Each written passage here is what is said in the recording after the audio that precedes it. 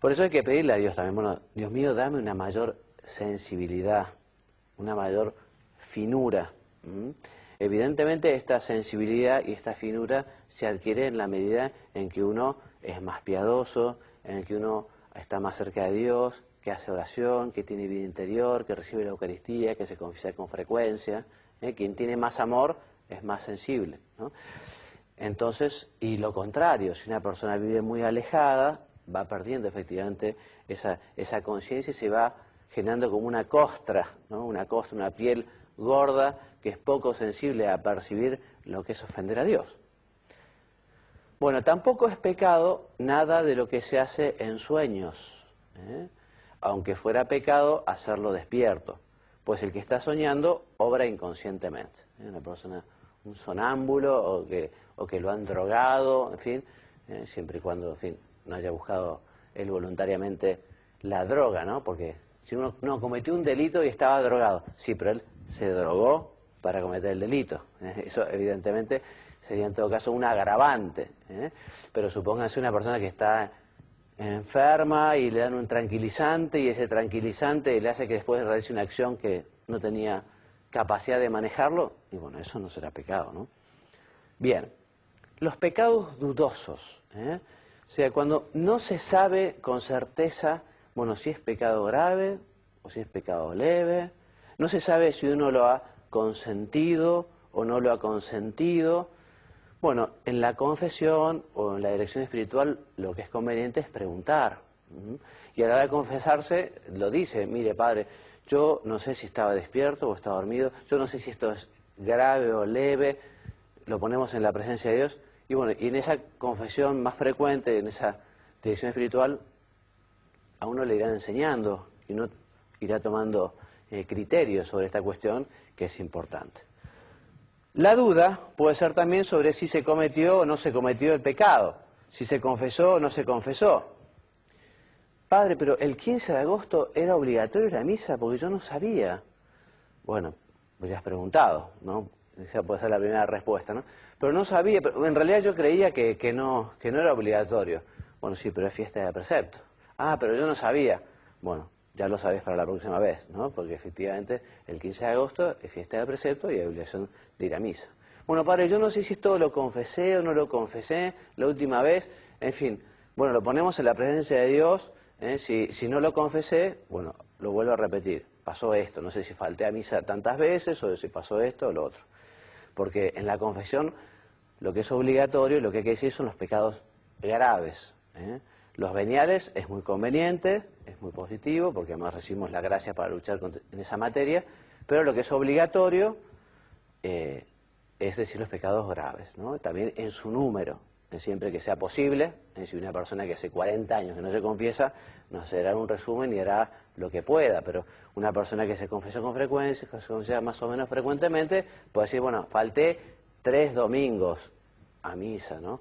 O tuve 2 discusiones muy fuertes con mi mujer o con mi hijo, o en fin, los pecados que son graves hay que decir el número y a veces convendrá también decir las circunstancias que pueden cambiar la especie del pecado, en fin, eso ya lo veremos. Bueno, qué importante es entonces educar la conciencia, qué importante, Y educamos la conciencia, ya les decía, por un lado, cuando preguntamos en la confesión, en la dirección espiritual, educamos la conciencia. También cuando estudiamos en este curso, muchas veces invitado a que compren y tengan el compendio del Catecismo de la Iglesia Católica, que es realmente una maravilla, es extraordinario y es indispensable tenerlo para conocerlo. Formamos nuestra conciencia cuando estudiamos, cuando leemos. Qué importante todos los días dedicar un rato a la lectura espiritual, a la formación, con el compendio del catecismo o con el catecismo mismo o con algunos otros libros que nos vayan enseñando. También uno educa la conciencia si acude a conferencias, a clases, a charlas. Viendo este programa de televisión, uno está formando su conciencia también, ¿no? Muy importante. Una conciencia equivocada es culpable, lo repetimos, si se debe a despreocupación por conocer la verdad y el bien. O sea que si efectivamente uno es negligente, no se ha formado, como si es negligente un médico. Un médico no puede decir, uy, me olvidé el bisturí dentro del paciente, porque hice la operación, no, pero un médico no puede olvidarse y decir, me olvidé. Esto es esencial, es fundamental, ¿no? Y hay temas que son muy importantes y el cristiano los tiene que conocer. Y no puede haber negligencia, tiene que haber interés por saber.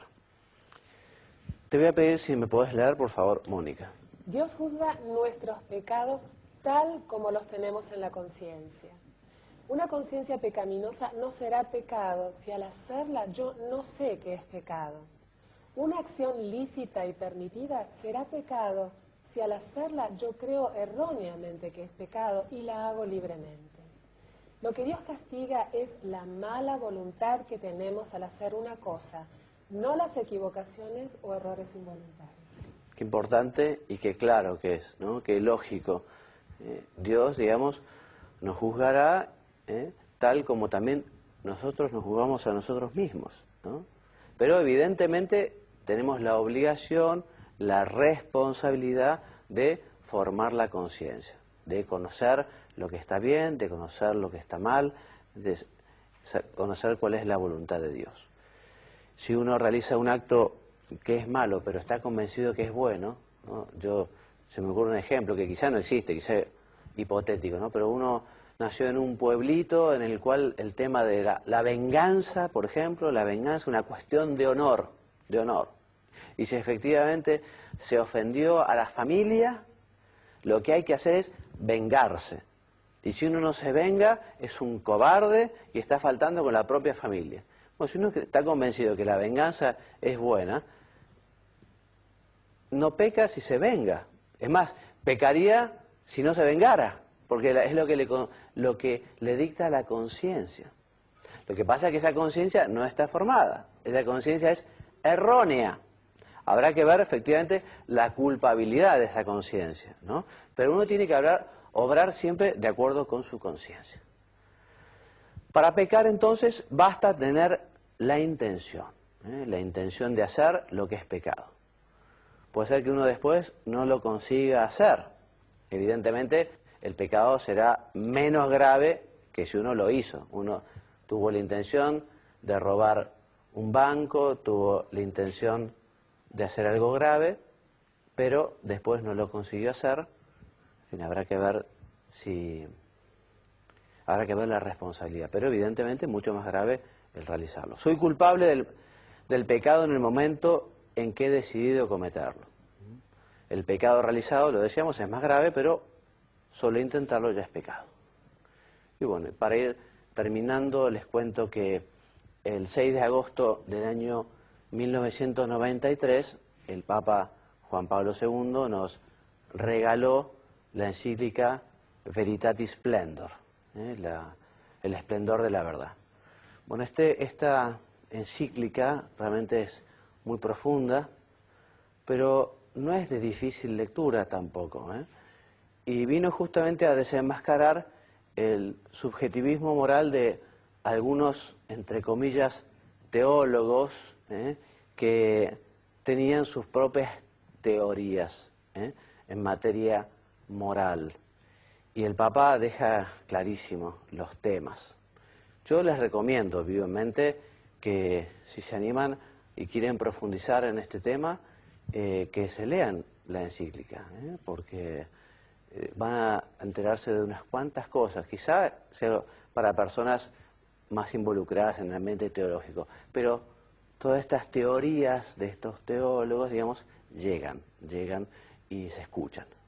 Bueno, vamos a pedirle a la Santísima Virgen, terminando entonces nuestro programa, que nos ayude a estar siempre muy lejos del pecado, ¿no? Muy lejos. A pedir a la Santísima Virgen que tengamos verdadero horror al pecado venial deliberado, ¿no? Y que nos ayude, si efectivamente alguna vez tenemos la desgracia de tropezar, que nos ayude a volver inmediatamente al Señor, como hizo el Hijo Pródigo, pecado, Padre, contra el cielo y contra ti, no soy digno de llamarme hijo tuyo. Así que aprovechar para pedir perdón siempre. A veces el tropiezo, a veces esa petición de perdón puede ayudar después a estar más cerca de Dios, ¿no? Es impresionante cómo Dios saca cosas buenas incluso de las cosas malas, ¿eh? Bueno, y me despido invitándolos a la semana que viene. Continuaremos hablando sobre este tema que es tan interesante y me voy a despedir dándoles la bendición. La bendición de Dios Todopoderoso, Padre, Hijo y Espíritu Santo, descienda sobre todos y cada uno de ustedes y permanezca siempre. Amén. Hasta la semana que viene, si Dios quiere. Muchas gracias.